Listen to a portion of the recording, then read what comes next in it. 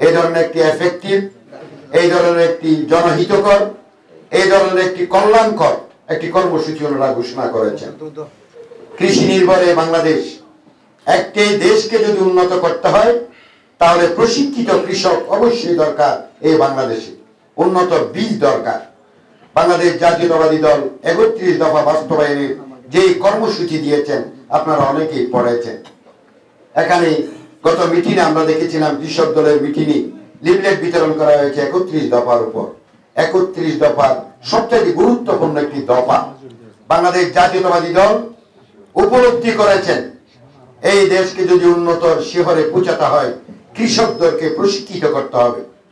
আমরা আশা করি আগামী জাতীয় নির্বাচনে যদি বাংলাদেশ জাতীয়তাবাদী দল বাংলাদেশ পরিচালনা করার সুযোগ পায়, সর্বপ্রথম এই কৃষকদেরকে প্রশিক্ষণের মধ্য দিয়ে সর্বোচ্চ উন্নত শিখরে এই দেশকে পৌঁছে দেবে বাংলাদেশ জাতীয়তাবাদী দল।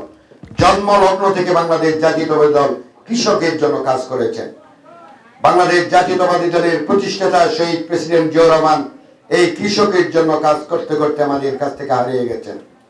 আমাদের নেত্রী বাংলাদেশের রাজনীতির পিনিস পাখি খালেদা জিয়া এই কৃষির জন্য কাজ করেছেন। আগামী দিনে বাংলাদেশ জাতীয়তাবাদী দল এই কৃষি নির্ভরশীল দেশকে এগিয়ে নেওয়ার জন্য কৃষকদেরকে আরো বেশি এগিয়ে নিয়ে যাবে। আপনাদের ঐক্যবদ্ধ থাকতে হবে। কৃষক দলের প্রতিটি কর্মকাণ্ড আমরা যেখানে গিয়েছি আমরা বারবার সাধুবাদ জানাই, সিলুট জানাই। এই কর্মসূচিগুলো এই ধরনের প্রান্তিক জনপদের জন্য বড় জরুরি। সহযোগী অঙ্গ সংগঠনগুলো যদি কৃষক দলের মতো ওনাদের আদরে এই প্রান্তিক জনপদের মানুষগুলোর জন্য যদি কাজ করে বাংলাদেশ জাতীয়তাবাদী দল আরো বেশি শক্তিশালী হবে।